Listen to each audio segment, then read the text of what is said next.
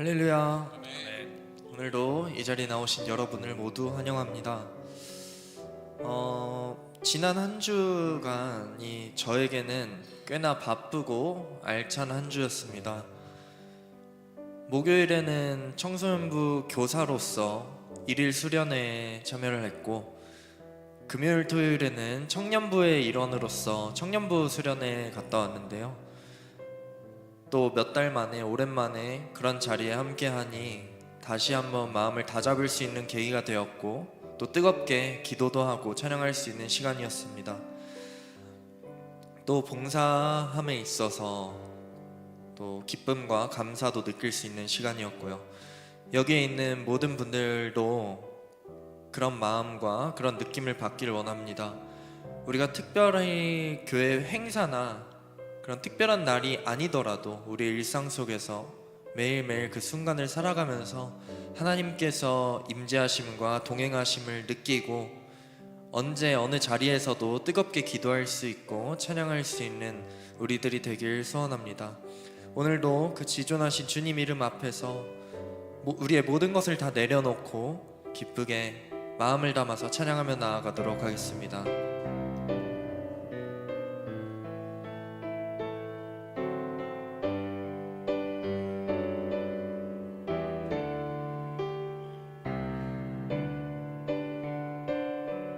지존하신 주님 이름 앞에, 지존하신 주님 이름 앞에 모두 무릎 꿇고 다 경배해. 거룩하신 주님 보좌 앞에 엎드려 우리 다시 한번 찬양합시다. 지존하신 주님 이름 앞에, 지존하신 주님 이름 앞에 모두 무릎 꿇고 다 경배해. 거룩하신 주님 보좌 앞에 엎드려 절하세.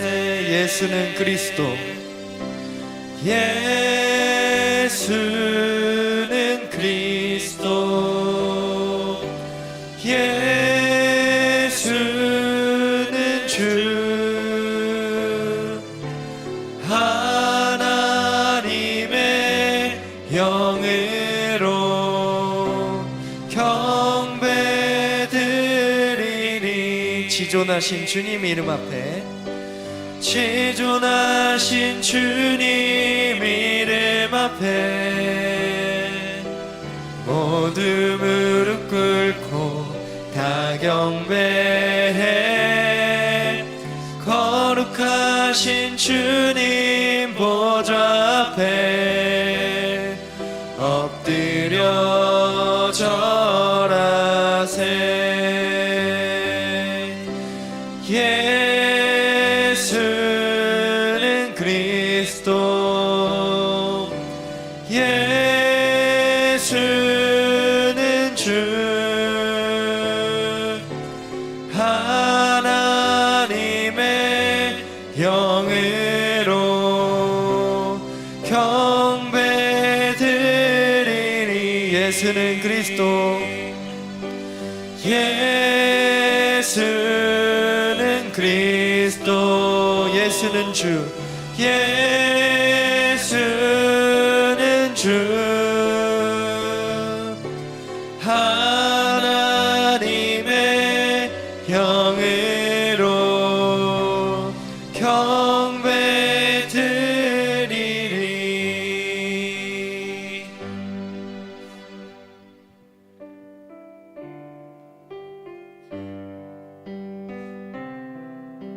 많은 이들 말하고, 많은 이들 말하고, 많은 이들 노래는 하지만 정작 가진 않는 길, 두려운 생각보다 많이 힘들고 험한 길보단 그저 말로만 가려기에 점점 멀어져만 가네. 내게 생명 주었던 그 길 점점 이용하려 하네.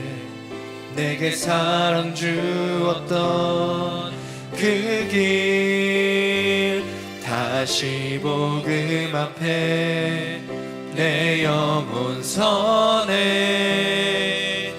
주님 만난 그때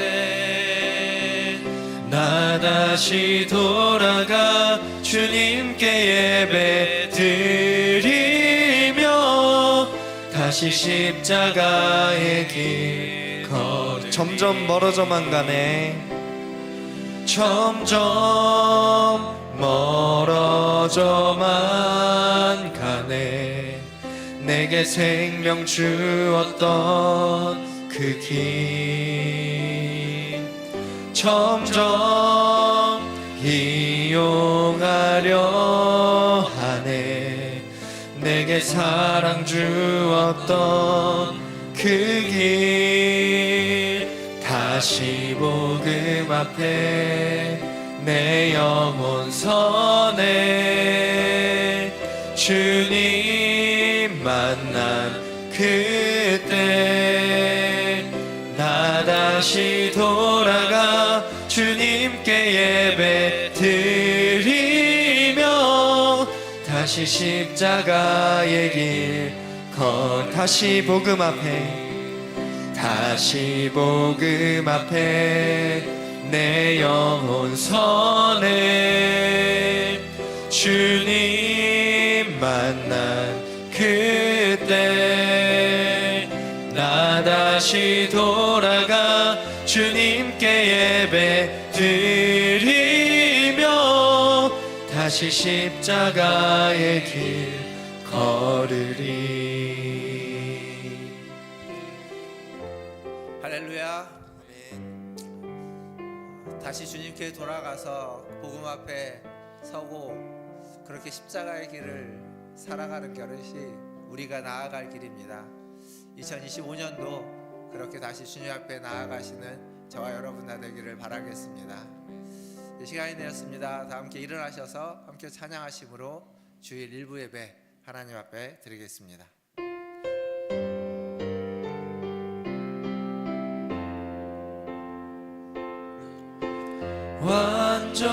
완전하신 나의 주 의의 길로 날 인도하소서. 행하신 모든 일 주님의 영광 다 경배합니다. 예배합니다. 찬양합니다. 주님만 날 다스리소서. 예배합니다. 찬양합니다.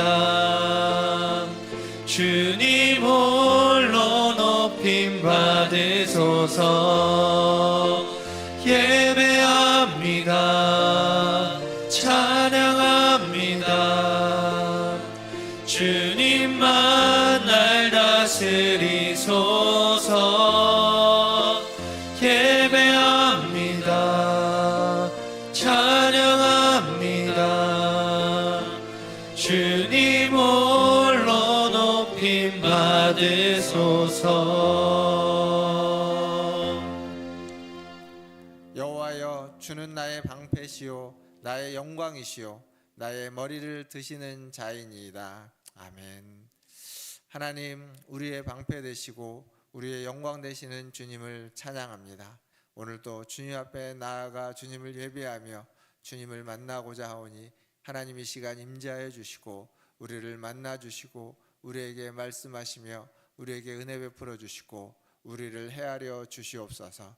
모든 것을 주님께 의탁하며 우리 구주 예수님의 이름으로 기도하옵나이다. 아멘. 다 함께 성시교독 교독문 72번 이사야 58장을 함께 교독하겠습니다. 내가 기뻐하는 금식은 흉악의 결박을 풀어주며 멍에의 줄을 끌어주며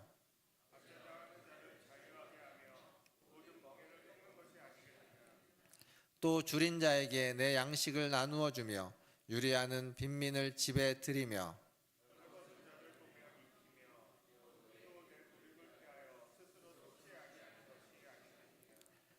그리하면 내 빛이 새벽같이 비칠 것이며 내 치유가 급속할 것이며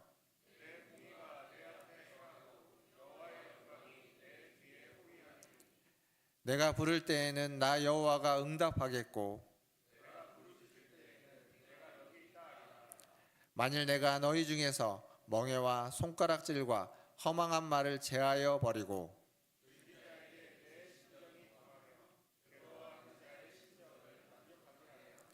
내 빛이 흑암 중에서 떠올라 내 어둠이 낮과 같이 될 것이며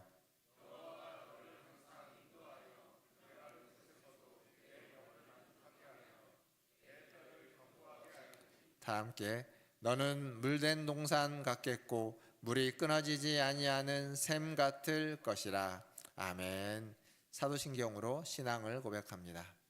전능하사 천지를 만드신 하나님 아버지를 내가 믿사오며 그 외아들 우리 주 예수 그리스도를 믿사오니 이는 성령으로 잉태하사 동정녀 마리아에게 나시고 본디오 빌라도에게 고난을 받으사 십자가에 못 박혀 죽으시고 장사한 지 사흘 만에 죽은 자 가운데서 다시 살아나시며 하늘에 오르사 전능하신 하나님 우편에 앉아 계시다가 저리로서 산자와 죽은 자를 심판하러 오시리라.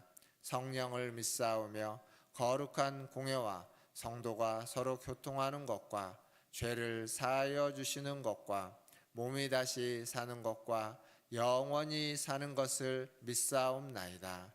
아멘. 다 함께 앉으셔서 찬양하신 후에 임규용 집사님 나오셔서 기도해 주시겠습니다.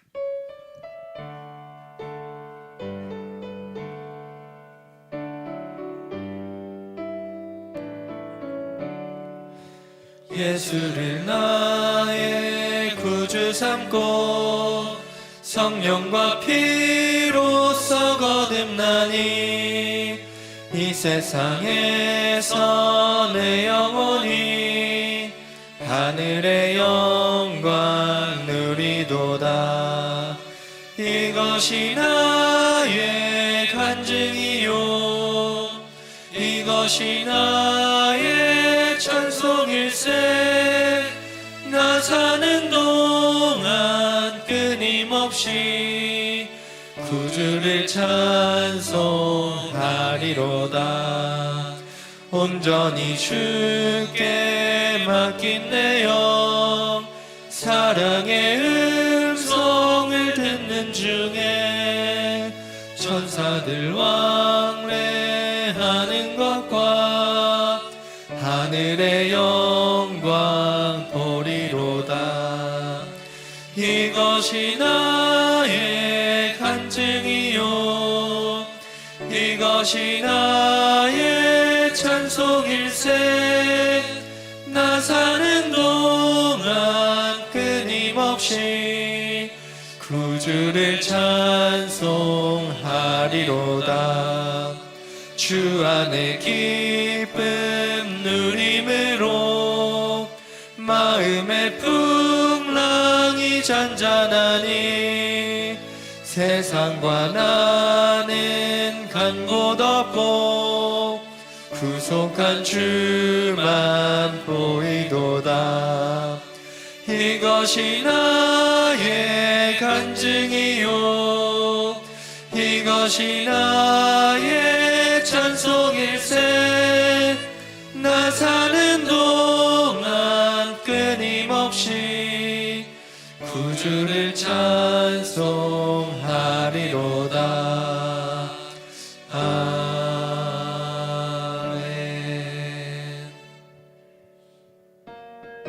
우리 우리 다 함께 박수 치면서 찬양하겠습니다.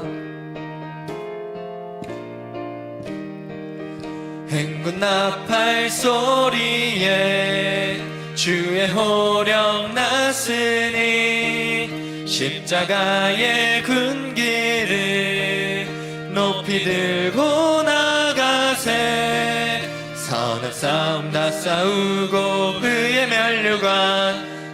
면류관 받았으리라. 선한 싸움 다 싸우고 의의 면류관 예루살렘 성에서 면류관 받으리. 저 요단강 건너 우리 싸움 마치는 날 의의 면류관 예루살렘 성에서 악한 마귀 권세를 모두 깨쳐버리고 승리하신 주님과 승전가를 부르세. 선한 싸움 다 싸우고 의의 면류관 받았으리라. 선한 싸움 다 싸우고 의의 면류관 예루살렘 성에서 면류관 받으리. 저 요단강 건너 우리 싸움 마치는 날 의의 면류관 예루살렘 성에서 달려갈 길 다 가고 싸움 모두 마친 후 주와 함께 기쁨을 용사들아 누리세. 선한 싸움 다 싸우고 의의 면류관 받았으리라. 선한 싸움 다 싸우고 의의 면류관 예루살렘 성에서 면류관 받으리. 저 요단강 건너 우리 싸움 마치는 날 의의 면류관 예루살렘 성에서. 아멘.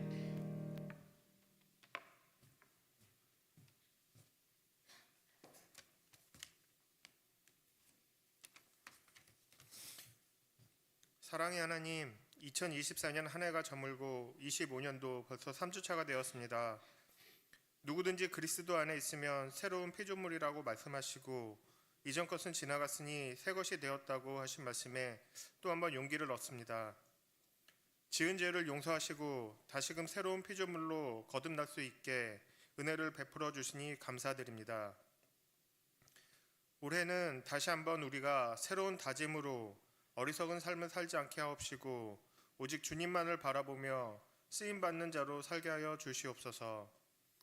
새로운 결심과 각오로 새해 소망을 다짐하며 찬양과 기도로 한 해를 시작하오니 새롭게 하시고 형통케 하시어 승리하는 한 해가 되도록 축복하여 주옵소서. 세계 만물을 주관하시는 주님, 이 나라와 이 민족을 위해 기도드립니다.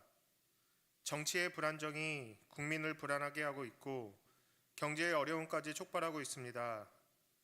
리더가 없는 채 대내외 어려운 상황을 헤쳐나가야 하는 어려운 국면에 처해 있습니다. 언제까지 이러한 상황이 지속될런지 걱정스러운 마음과 안타까움이 저희에게 가득합니다. 지극히 평범한 안정과 평화가 이렇게 소중한 건지 다시 한번 느끼게 됩니다. 늘 그리하셨던 것처럼 저희와 이 나라에 함께하사 다시 한번 평화를 내려주시고 하나님을 아는 이 백성과 위정자들이 더욱더 하나님을 경외하고 맡은 바 위치에서 본연의 역할을 잘 수행할 수 있도록 하여 주시옵소서. 그리하여 이 위기를 잘 극복하고 다시 한번 일어서는 대한민국이 되게 하여 주시옵소서. 저희 교회도 다시 세우는 하나님의 집이라는 표어로 25년을 맞이하고 있습니다. 새로운 한 해를 맞이하여 저희 성도들도 각자의 삶을 돌아보게 하시고 여러 가지 이유로 그동안 소홀했던 부분을 집중하게 하시고 마음을 붙잡고 부족한 부분은 강화하게 하여 주시옵소서. 저희 교회도 지역사회의 작은 등불이 되게 하사 봉사와 섬김을 지속하게 하시고 병든 심령을 찾아 일으켜 세우고 믿음이 약한 자를 찾아 주님의 품으로 인도하는 교회가 되게 하여 주시옵소서. 새롭게 세워진 각 기관들의 사업들도 계획대로 잘 이루어지게 하옵시고 주님께서 좋은 환경도 허락하시어 각자 맡겨진 직분도 충실히 잘 감당하게 하여 주시옵소서. 그리하여 다시 회복되어지고 다시 세우는 하나님의 교회가 되게 하여 주시옵소서. 사랑의 주님, 박성환 목사님과 교육자분들을 위해서 기도드립니다. 올 한 해도 건강하게 하여 주시고 말씀의 능력과 삶의 순간순간마다 지혜를 주셔서 복음의 권세 있는 말씀을 선포하게 하여 주시옵소서. 지치지 않은 강한 체력과 성도들을 향한 열정도 허락하셔서 성도들을 위해 애통하게 하시고 주님께 크게 쓰임받는 영적 지도자들로 세워주시옵소서. 오늘도 보이지 않는 곳에서 섬기며 봉사하는 손길들이 있습니다. 어려운 가운데서 섬기며 봉사하는 이들에게 기쁨과 찬양이 넘치는 한 해가 되게 하여 주시고 저들을 기억하여 주시길 원합니다. 아프고 힘이 든 성도들에게 주님께서 찾아가 주셔서 하루빨리 회복되게 하옵시고 여러 가지 이유로 예배에 참석하지 못하는 성도들에게도 주님께서 함께 하시어 그들의 환경을 주장하여 주시사 오직 주님만을 향하여 나아가는 한 해가 되게 하여 주시옵소서. 이 모든 말씀 은혜와 사랑이 충만하신 예수 그리스도 이름으로 기도드립니다. 아멘.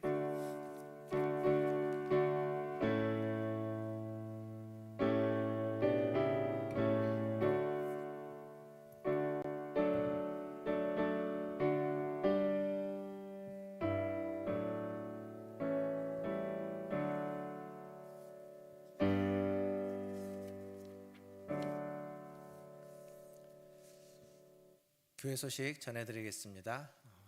지난주 목요일 날 우리 청소년 일일 캠프를 했고요. 또 금요일, 토요일 우리 청년부 수련회를 다녀왔습니다.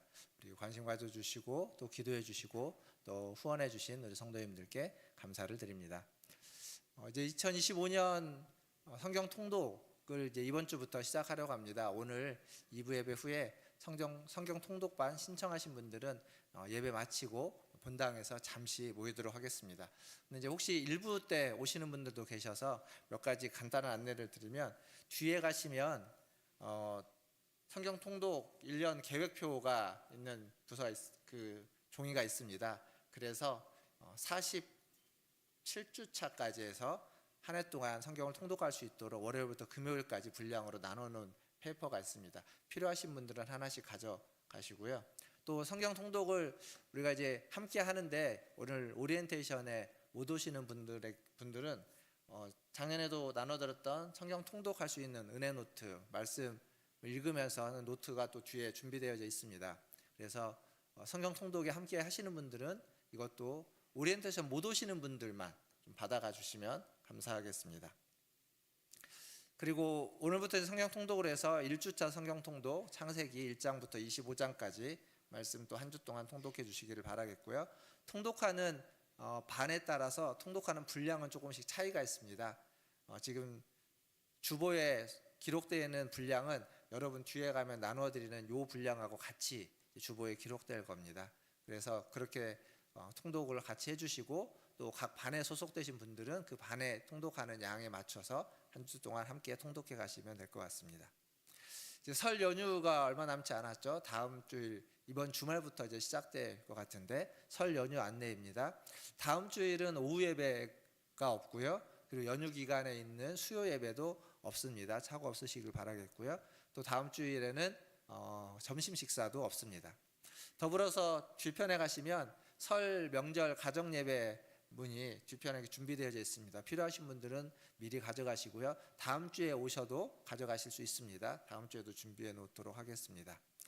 그리고 기관 모임이 원래 다음 주에 원래가 있는데 연휴 기간 때문에 한 주 뒤로 미뤄서 2월 첫째 주에 기관 모임 진행하도록 하겠습니다.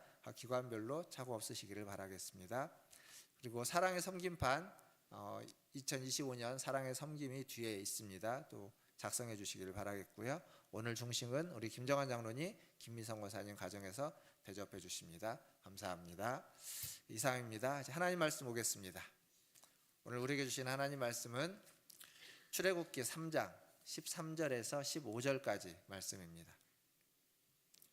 출애굽기 3장 13절에서 15절까지 말씀 세 절인데요. 함께 읽도록 하겠습니다.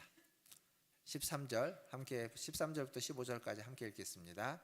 모세가 하나님께 아뢰되 내가 이스라엘 자손에게 가서 이르기를 너희의 조상의 하나님이 나를 너희에게 보내셨다 하면 그들이 내게 묻기를 그의 이름이 무엇이냐 하리니 내가 무엇이라고 그들에게 말하리이까. 하나님이 모세에게 이르시되 나는 스스로 있는 자니라. 또 이르시되 너는 이스라엘 자손에게 이같이 이르기를 스스로 있는 자가 나를 너희에게 보내셨다 하라. 하나님이 또 모세에게 이르시되 너는 이스라엘 자손에게 이같이 이르기를 너희 조상의 하나님 여호와 곧 아브라함의 하나님 이삭의 하나님 야곱의 하나님께서 나를 너희에게 보내셨다 하라. 이는 나의 영원한 이름이요 대대로 기억할 나의 칭혼이라. 아멘. 예, 우리 좌우에 계신 분들, 옆에 계신 분들, 앞뒤에 계신 분들 보시면서 인사하겠습니다. 사랑합니다. 축복합니다.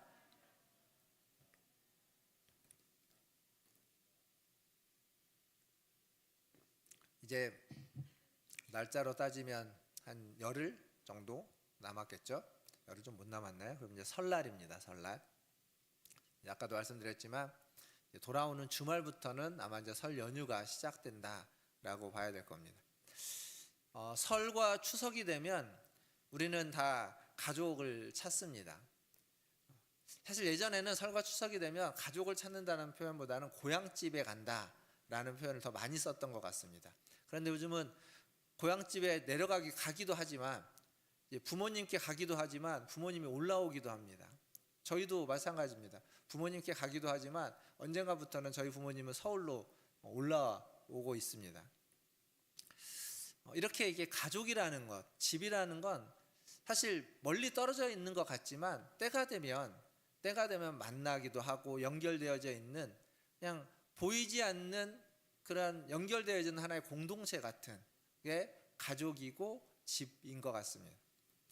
하나님의 집도 비슷해 보입니다. 하나님의 집도 평소에는 그냥 이렇게 떨어져 있는 것 같지만 때가 되면 함께 모여서 함께 예배드리고 또 함께 교제하고 또 흩어져서 각자의 자리에서 각자의 삶을 사는 것 같기도 합니다. 근데 이제 모든 집은요 시작이라는 게 있습니다. 시작. 건물로서의 집도 마찬가지입니다. 건물로서의 집도 그 건물을 짓는 건축을 하는 시작점이 있기 마련입니다. 건물로서의 집이 아니라 어떤 의미상으로 또 형식적으로 아까 말했던 가정과 가족이라고 하는 것도 시작이라는 게 있습니다. 남녀가 만나서 결혼을 하고 그리고 가정이 시작되어지고 그 가정에서 자녀들이 생겨나서 이어져 가는 거죠. 하나님의 집도 마찬가지입니다. 하나님의 집도 하나님의 가족이 되는 하나님의 식구가 되는 하나님의 공동체가 되는 시작이라는 게 있습니다. 오늘은 성경이 말하고 있는 하나님의 집의 시작에 대해서 같이 한번 좀 생각해 보려고 합니다. 성경은 맨 처음 무엇을 기록하고 있냐면 창조를 기록합니다. 창조를 통해서 모든 천지 만물을 창조하시고 그리고 마지막에 사람을 창조하십니다.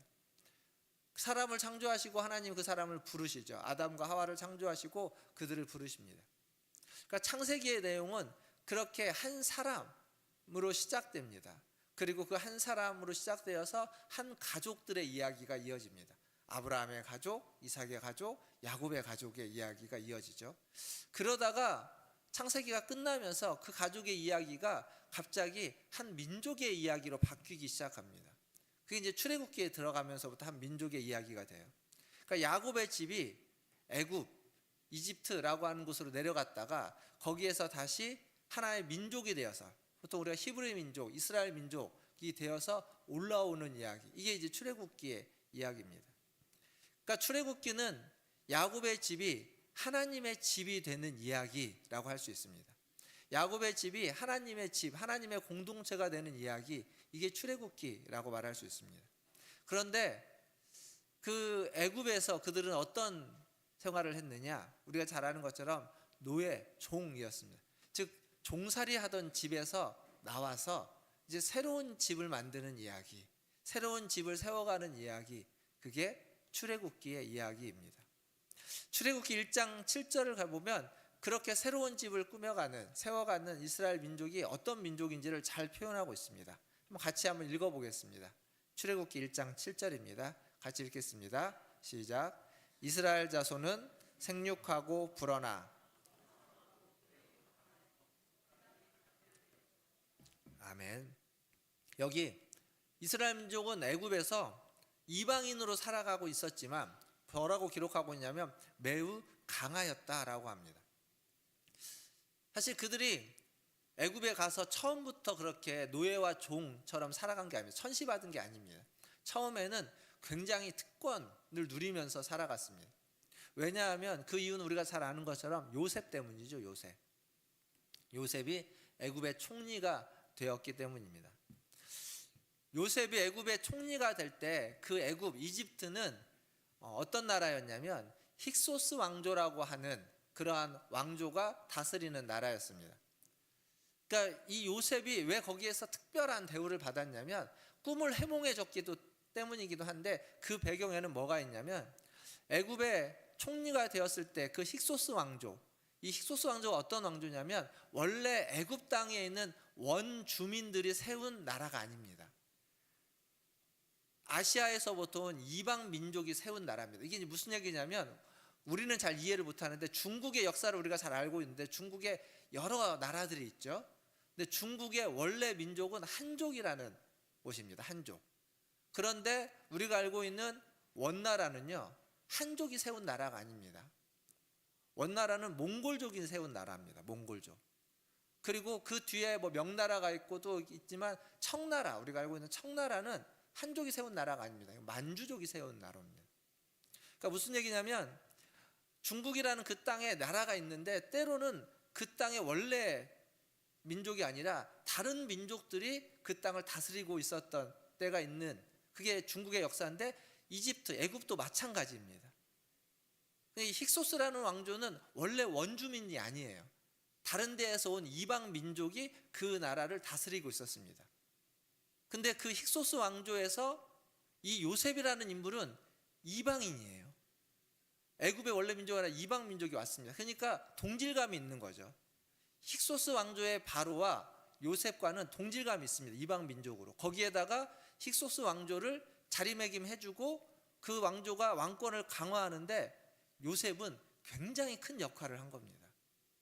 그 흉년과 풍년을 알아보고 풍년 때 준비해서 흉년 동안 왕권을 강화하고 그 왕조가 오랫동안 갈 수 있도록 그 기틀을 다지는 일을 요셉이 한 겁니다. 그러니까 요셉은 힉소스 왕조의 바로에게 있어서는 매우 특별한 신하인 겁니다. 동질감도 있고 자신들의 왕조를 오랫동안 지속할 수 있는 그러한 기틀을 다져준 사람이기 때문에, 그래서 그 요셉의 집, 야곱의 집안을 그들은 특별하게 대우를 했습니다. 요셉이 있을 동안, 그리고 요셉을 아는 힉소스 왕조가 있을 동안에는 그랬습니다. 근데 그 왕조가 몇백 년을 가지 않았어요. 한 150년 정도 갔다고 성경 그 역사에서는 나옵니다. 한 150년.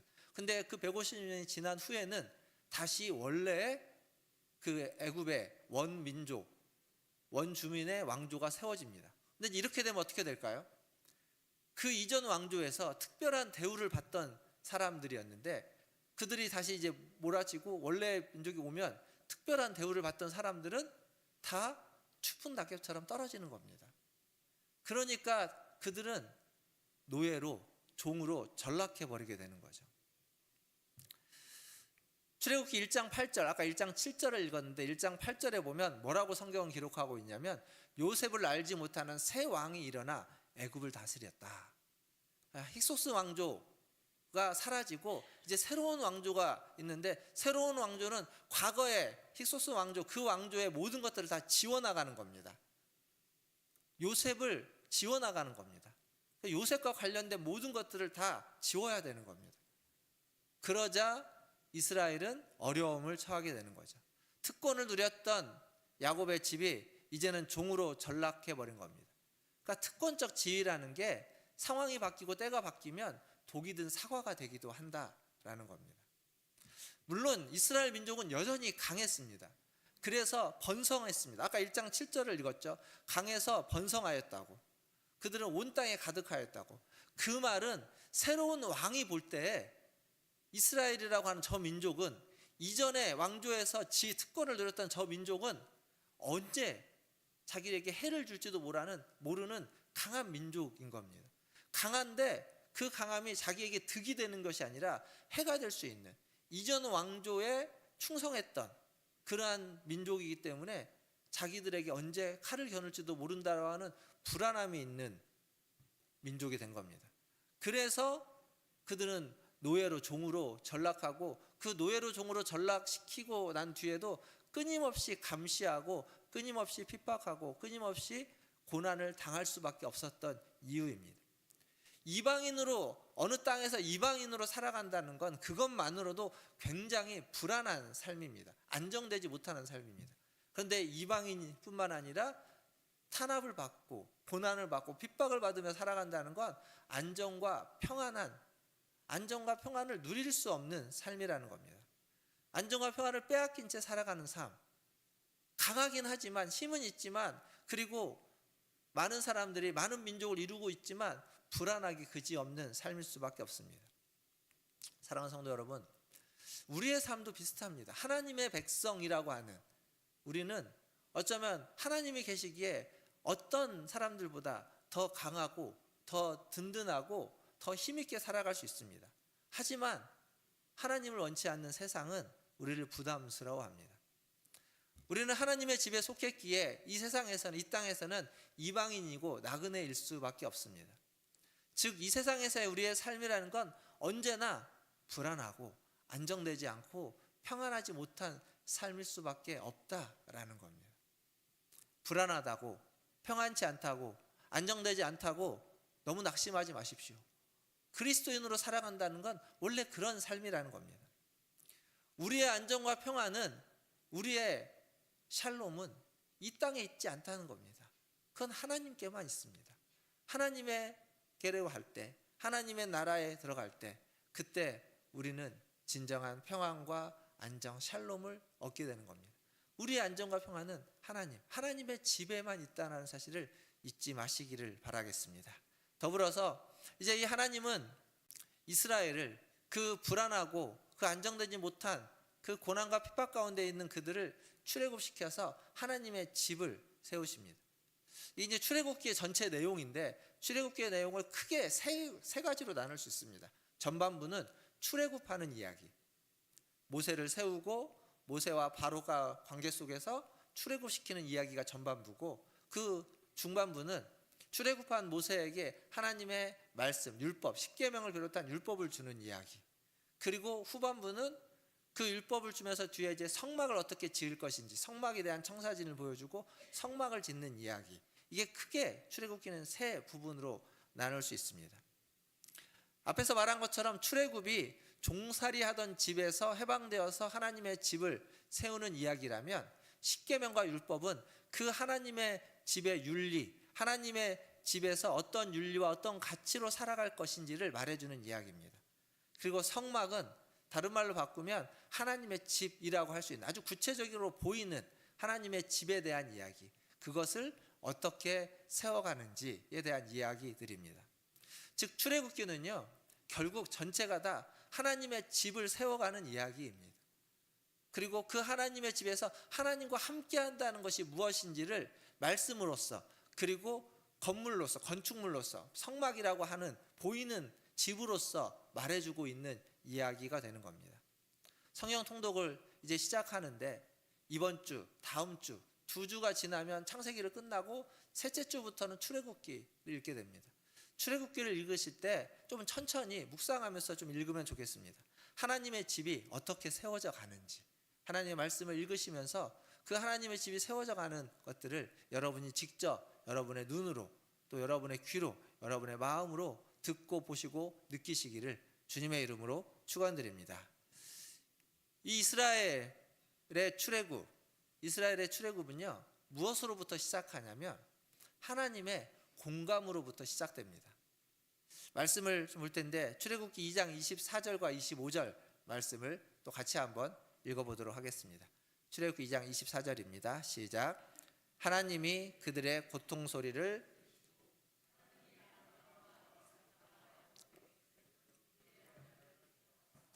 하나님이 이스라엘 자손을 돌보셨고 하나님이 그들을 기억하셨더라. 아멘. 예, 그리고 한 군데 더 보겠습니다. 출애굽기 3장 7절과 8절입니다. 여기도 같이 읽겠습니다. 시작. 여호와께서 이르시되 내가 애굽에 있는 내 백성의 고통을 분명히 보고 그들이 그들의 감독자로 말미암아 부르짖음을 듣고 그 근심을 알고 내가 내려가서 그들을 애굽인의 손에서 건져내고 그들을 그 땅에서 인도하여 아름답고 광대한 땅, 젖과 꿀이 흐르는 땅, 곧 가나안 족속, 헷 족속, 아모리 족속, 브리스 족속, 히위 족속, 여부스 족속의 지방에 데려가려 하노라. 아멘. 방금 읽었던 두 군데 출애굽기 2장에 있는 말씀과 그리고 3장 7절 말씀, 8절 말씀은 하나님이 이스라엘 백성의 고통을 듣고 보았다라고 이야기합니다. 그들의 탄식 소리, 그들의 울음소리를 하나님은 들으셨습니다. 그리고 그들이 당하는 억압, 그 고통을 하나님은 보셨습니다. 그리고 그들을 구하기로 하나님은 결심하셨습니다. 그러니까 굉장히 이게요. 지난번 우리가 앞에서 하나님의 집을 재건하다라고 하는 얘기에 대해서 에스라가 그리고 느헤미야가 결심을 하고 그 말씀을 가르치기로 결심하고 귀환한 것처럼 성벽을 무너진 예루살렘 성에 대한 이야기를 듣고 그 성벽을 재건하기로 결심하고 귀환한 것처럼 하나님도 울음소리를 들으시고 고통을 보고 그리고 결심하셨습니다. 건져내기로, 구하기로. 그 과정 속에는 그걸 소리를 듣고 하나님은 하나님 자기가 했던 약속, 그 언약을 기억하십니다. 아브라함과 맺은 언약, 큰 민족을 이루시겠다고, 땅을 주겠다고 하신 언약을 기억하고 그래서 큰 민족을 이룬 그들을 건져내어서 하나님이 약속하신 것을 이루려고 결심하시는 겁니다. 하나님을 움직이게 만든 건 뭘까요? 백성의 울음소리라고 말할 수 있습니다. 백성의 울음소리를 하나님이 듣고 본 겁니다. 사실 출애굽기 2장에 가보면요, 그 하나님의 그 이스라엘 백성의 어려움을 공감했던 그 모습이 고스란히 한 사람에게도 등장하는 이야기가 2장에 있습니다. 출애굽기 2장이 무슨 얘기냐면 모세가 이렇게 태어났는데 죽을 위기에 처하다가 살아난 이야기거든요. 근데 거기에 누가 등장하냐면 바로의 딸이 등장합니다. 바로의 딸이 모세를 살려줍니다. 건져내줘요. 갈대상자에 있는. 근데 왜 건져내줄까요? 그 아기의 울음소리를 듣고 갈대상자에 있는 모세를 봅니다. 그리고 불쌍한 마음이 드는 거예요. 바로가 자기 아버지가 지금 아이들을 죽이고 있다는 걸 잘 압니다. 학살하고 있는 걸 알아요. 근데 그 학살 가운데도, 학살이 벌어지고 있는 그 시대 가운데서도 공감은, 긍휼함은 생명을 살리는 역사가 있습니다. 하나님의 공감만이 아니라 사람의 공감 또한 그렇다는 것을 성경은 말해주고 있습니다. 이렇게 공감 능력이 뛰어난 하나님, 그 하나님이 모세를 살리시고 바로의 딸을 통해서 살리시고 모세를 부르십니다. 모세가 여러 우여곡절이 있죠. 우여곡절이 있어서 이제 그곳을 떠나서 멀리 가 있을 때, 미디안 광야에 있을 때 하나님 모세를 부르십니다. 양을 치고 있는 모세를 부르십니다. 불이 붙었지만 타지 않는 떨기나무를 통해서 모세를 가까이 오게 하고 그를 부르십니다. 그리고 모세에게 이야기하는 거죠. 아까 우리가 읽었던 말씀에도 나오지만 모세를 처음 부를 때 3장 6절에 가보면 나는 너의 조상의 하나님, 아브라함의 하나님, 이삭의 하나님, 야곱의 하나님이다 라고 하면서 모세를 부르십니다. 그리고 그 과정에서 오늘 우리가 읽었던 본문의 이야기가 나옵니다. 모세가 하나님께 묻습니다. 사람들이, 이스라엘이 나에게 누가 너를 보냈느냐라고 물으면 뭐라고 이야기합니까? 그러자 하나님이 이름을 알려주죠. 여호와, 스스로 있는 자다, 야훼라고 하는 이름을 알려줍니다. 근데 이 이름이요 사실 좀 모호합니다. 분명하지 않아요. 이 이름을 통해서 하나님이 어떠한 분인지, 어떤 정형화된 하나님의 모습을 우리는 찾기가 참 어렵습니다. 성경에 우리가 읽었던 본문에는 출애굽기 3장 14절에는 스스로 있는 자다라고 표현되어 있지만 그냥 사실은 그게 약간 설명하기 위해서 설명을 덧붙인 건데 있는 그대로 얘기하면 나는 나다라는 이야기입니다.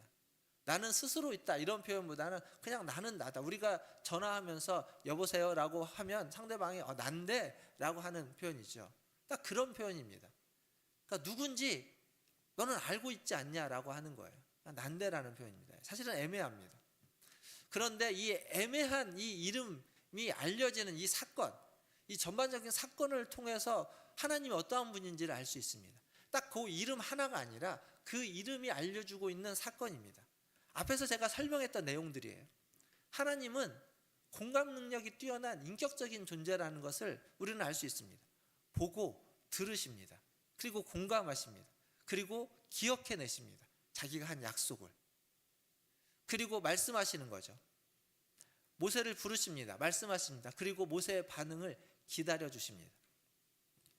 하나님은 어느 누구에게도 의존하지 않고 그냥 홀로 있는 자이지만 때로는 이스라엘 백성을 떠나 있는 것처럼 있기도 합니다. 출애굽기 앞부분에는 하나님이 그들과 함께하고 있는 것 같지 않습니다. 그러나 그들의 울음소리를 듣고 하나님은 다시 돌아오는 분처럼 묘사되어지고 있습니다.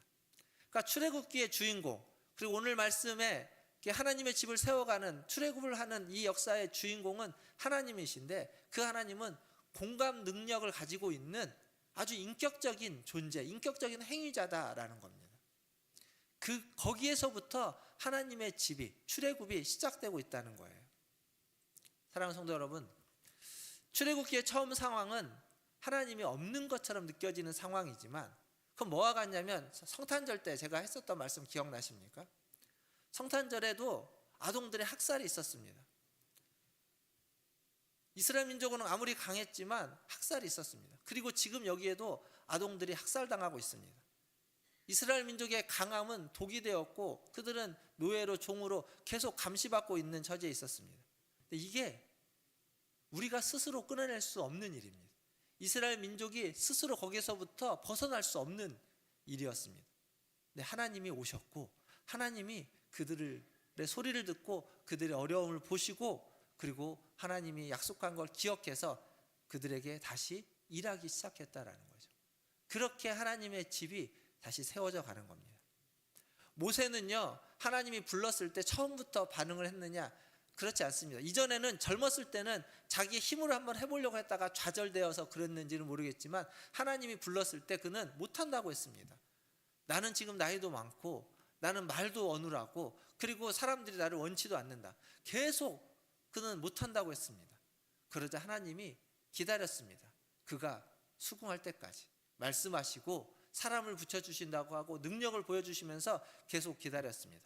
그리고 나는 나다라고 하는 이름을 알려주시면서 결국 그 이름이 약간 모호하긴 하지만 하나님을 자기가 아는 그 그릇에 담지 못하도록 자기가 알고 있는 생각에 자기가 경험한 것에 하나님을 가두지 못하도록 모호한 이름을 알려주셨지만 결국 그 이름은 하나님과의 관계를 맺게 해주는 하나님을 생각할 때마다 바로 직접적으로 떠올리게 하는 이름이었던 겁니다. 하나님은 그렇게 모세에게 말을 걸었고 그렇게 자신을 알려준 이건 하나님만의 방식입니다.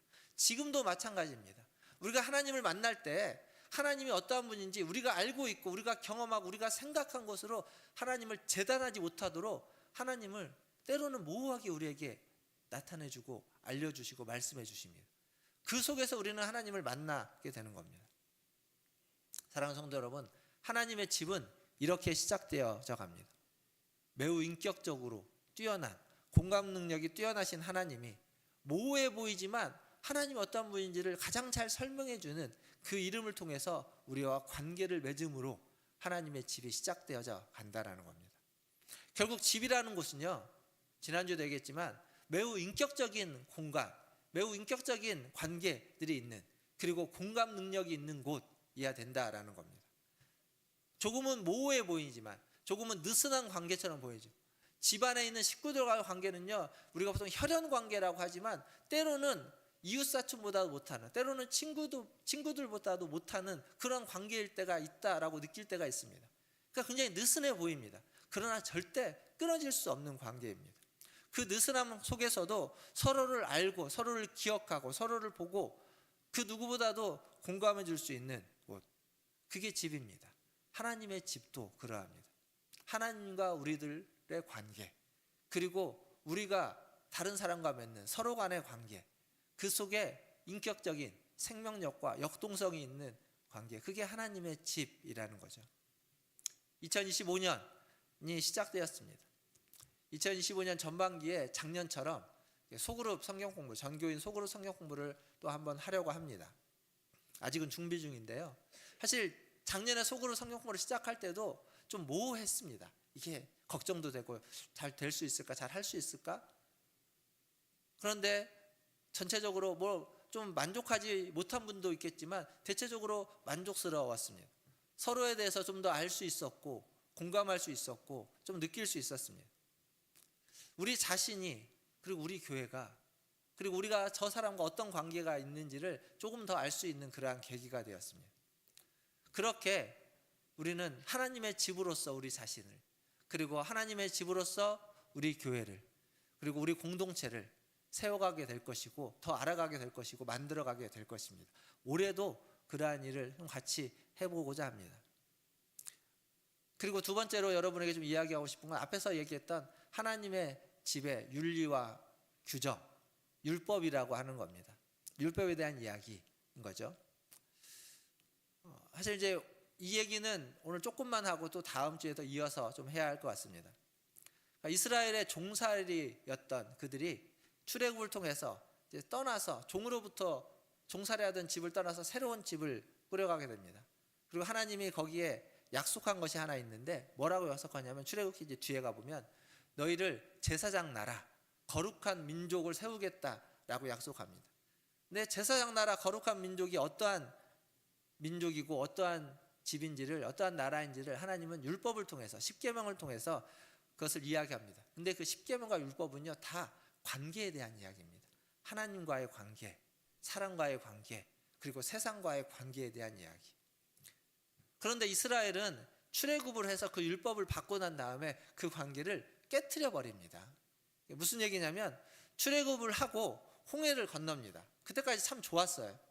홍해를 건너고 그리고 와서 시내산 앞에 왔고 그리고 율법을 받기 위해서 모세가 올라갑니다. 이때까지도 너무 좋은 관계였고 훌륭한 백성이었습니다.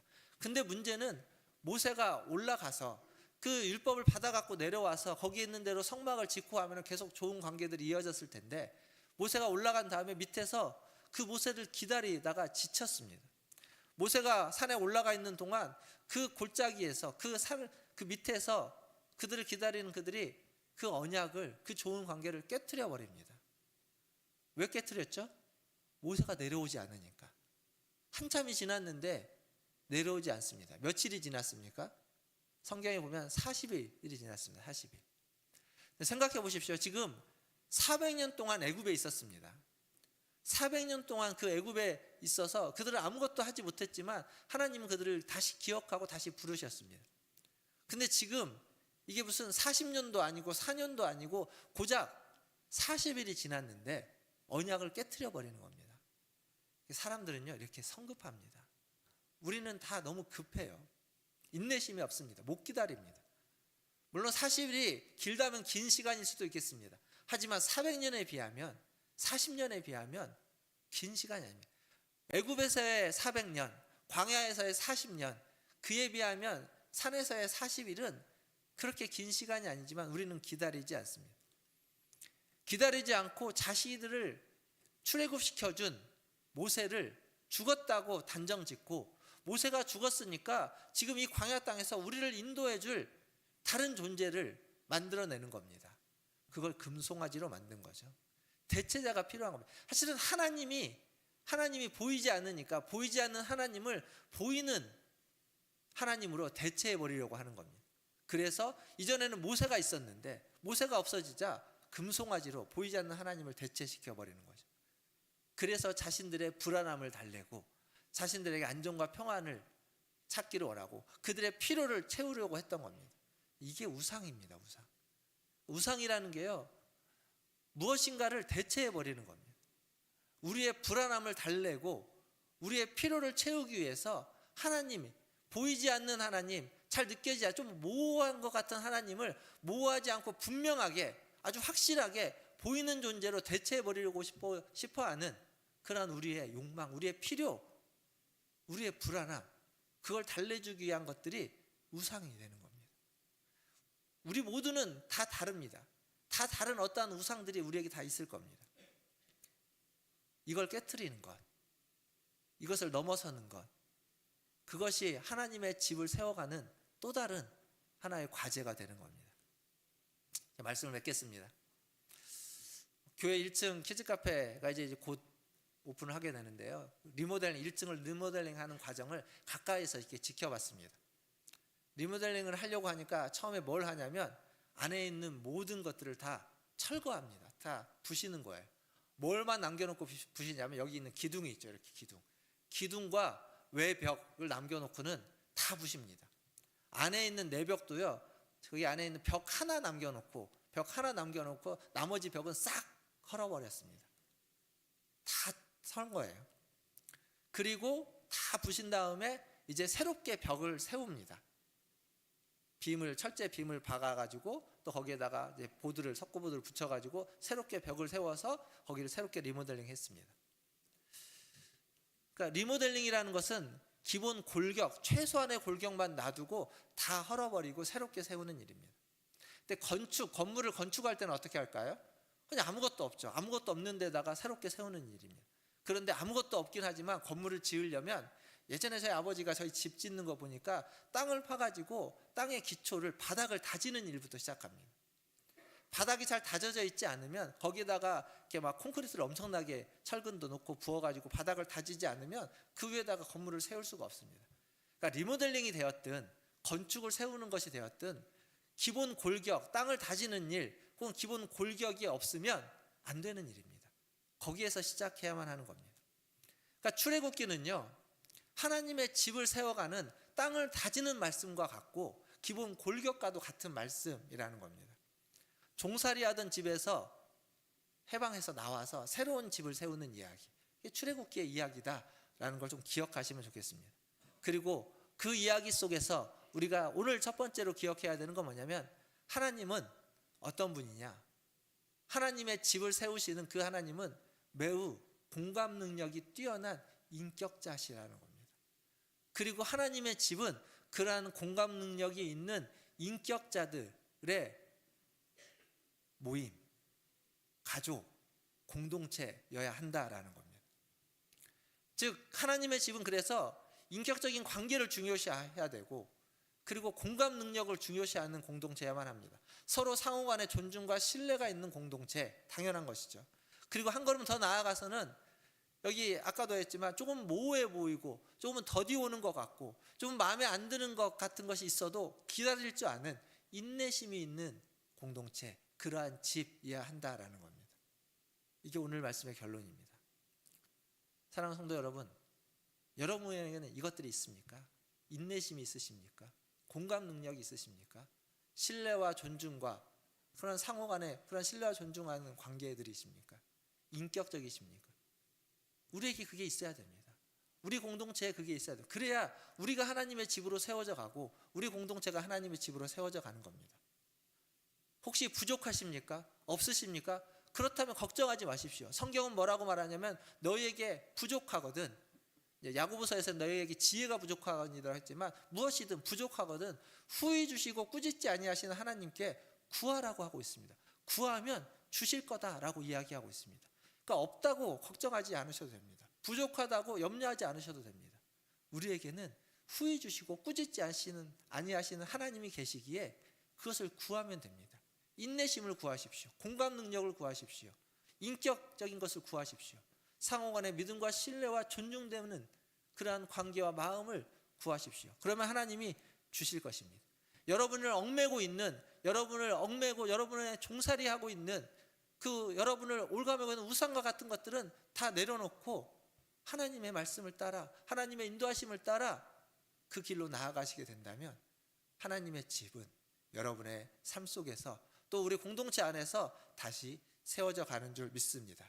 2025년 그렇게 하나님의 집을 다시 세워져가는 저와 여러분 다 되시기를 주님의 이름으로 축원드립니다. 기도하겠습니다.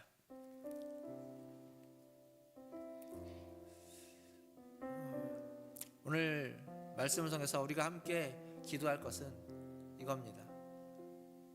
부족한 것이 있다면 후히 주시고 꾸짖지 아니하시는 하나님께 구하라고 하는 그 말씀을 의지하여서 하나님, 나에게 인내심을 허락하여 주시옵소서. 나에게 공감할 수 있는 능력을 주시옵소서. 나를 더 인격적인 존재로 만드셔서 사람들을 인격적으로 대하고 존중하고 신뢰하고 믿을 수 있는 그러한 사람이 되게 하시고 다른 사람을 그렇게 대하고 그런 관계를 맺어가게 하여 주시옵소서. 그리고 우리 교회가, 우리 공동체가 그러한 하나님의 집, 그러한 하나님의 공동체가 되게 하여 주시옵소서. 그렇게 말씀을 통하여 땅을 다지고 골격을 다지는 올해 2025년이 될 수 있도록 하나님 은혜 베풀어 주시옵소서. 우리 같이 한 목소리로 기도하며 나가겠습니다. 하나님, 이 시간 하나님의 은혜를 구합니다. 하나님, 우리는 부족한 것이 많고, 하나님, 우리는 연약한 것이 많고, 하나님, 심지어 우리는 허물과 죄도 많습니다. 그러나 하나님 앞에 나와 회개할 때마다 우리를 용서하신 하나님, 우리의 부족한 것을 하나님 앞에 구할 때마다 후히 주시고 꾸짖지 아니하신 하나님께서 하나님 우리에게 부어주시고 채워주시고 인도해 주실 줄 믿습니다. 하나님, 오늘도 기도합니다. 하나님, 우리에게 믿음을 주시옵소서. 하나님, 우리를 인격적인 존재로 새롭게 하여 주시옵소서. 하나님, 상호 간에 신뢰하고 존중하는 그러한 은혜로운 관계, 그러한 복된 관계들, 그러한 믿음의 관계들 되게 하여 주시옵소서. 더 나아가서 아버지 하나님, 우리가 뭔가 더디 느껴질 때에도, 모호해 보일 때에도 믿어주고 신뢰해주며 기다릴 줄 아는 그러한 인내심이 가진 사람들, 인내심을 가진 공동체가 되게 하여 주시옵소서.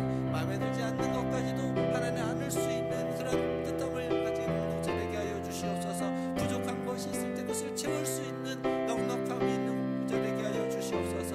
하나님, 그렇게 하나님 말씀을 통하여서 하나님 땅을 가지고 골격을 뜬이해가는 하나님 우리 모든 성도들, 2025년에 우리 문화전열교회 성도들 되게 하여 주시고 그 과정을 통해서 하나님의 집을 다시 세워갈 수 있게 하여 주시옵소서. 하나님, 모든 걸 손에 듭니다.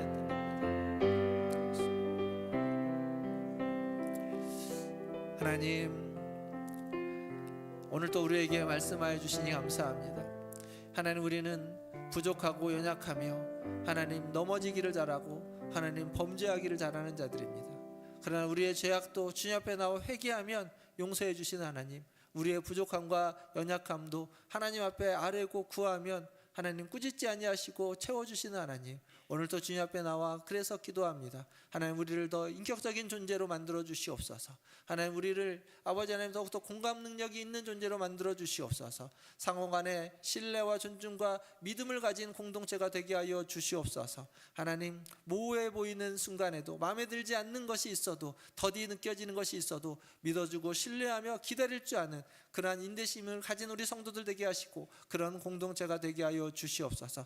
부족한 것은 채워주게 하여 주시고 서로 간에 아버지 하나님 기댈 수 있는 그러한 아버지 하나님 우리 성도들 되게 하여 주시고, 그래서 올 한 해 동안 아버지 하나님 다시 우리의 신앙에 하나님 땅을 다지고 골격을 튼튼히 세워서 하나님 믿음을 다시 세워가는 하나님의 집을 다시 세워가는 우리 모든 성도들, 우리 문화촌 제일교회가 되게 하여 주시옵소서. 하나님께 모든 걸 부탁합니다. 하나님 은혜 베풀어 주시고 우리를 인도하여 주시고 각 사람에게 말씀하여 주시고 각 사람을 다시 새롭게 하여 주시기를 간절히 소원하며 우리 구주 예수님의 이름으로 기도하옵나이다.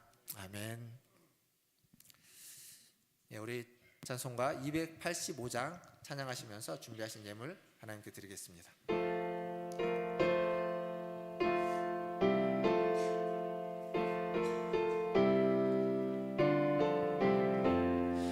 주의 말씀 받은 그날 참 기쁘고 복되도다.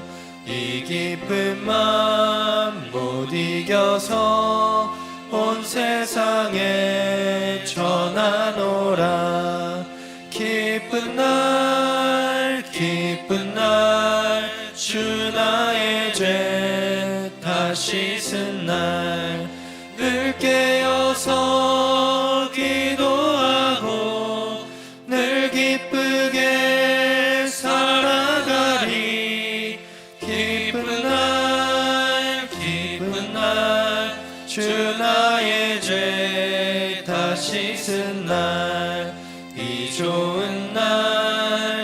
천한 몸 새 사람이 되었으니 이 몸과 마음 다 바쳐서 영광의 주를 섬기리.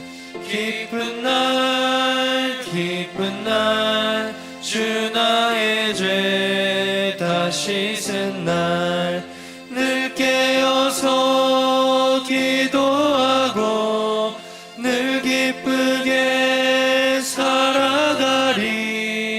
기쁜 날 주 나의 죄 다 씻은 날 새 사람 된 그날부터 평안한 마음 늘 있어서 이 복된 말 전하는 일 나의 본분 삼았도다. 기쁜 날 주 나의 죄 다 씻은 날 늘 깨어서 기도하고 늘 기쁘게 살아가리. 기쁜 날 주 나의 죄 다 씻은 날. 아멘. 기도하겠습니다. 하나님, 주의 말씀을 받고 그 말씀을 받은 그 날이 기쁘고 복된 날이라고 찬양하였습니다. 주님, 매일매일 주님의 말씀과 함께하게 하시고 매일매일 주의 말씀으로 인하여 기쁘고 복된 날이 되게 하여 주시옵소서. 오늘 또 주님 앞에 나와 예배하며 하나님 앞에 말씀을 받고 말씀을 듣고 또 하나님 주신 물질 중 일부를 구별하여 주님께 드렸습니다. 아버지 하나님, 감사함으로 받은 은혜에 아버지 하나님 감사하여 주님께 드렸사오니 기쁘게 받으시고 아버지 하나님 이 물질을 통하여서 주님의 뜻을 이루어 가주시고 주님의 공동체를 만들어 가주시고 하나님의 집을 다시 세워가게 하여 주시옵소서.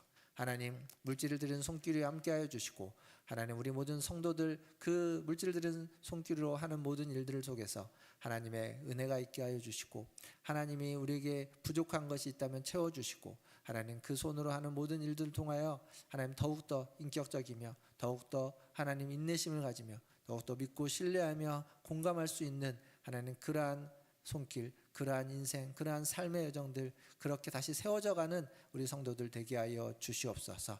종으로 살지 않게 하여 주시고 자유자로 살게 하여 주시고 하나님의 가족으로 하나님의 집 안에서 살아가는 삶들이 되게 하여 주시옵소서. 모든 것을 주의 손에 의탁하며 우리 구주 예수님의 이름으로 감사하며 기도하옵나이다. 아멘.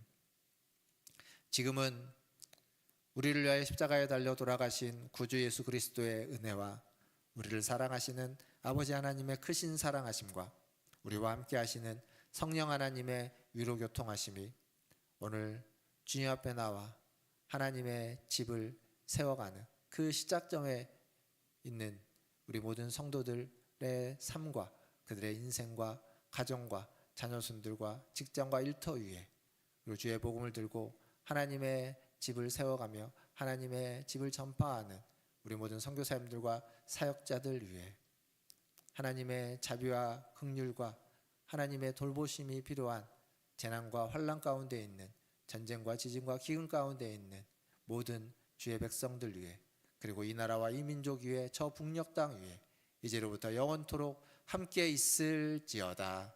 아멘.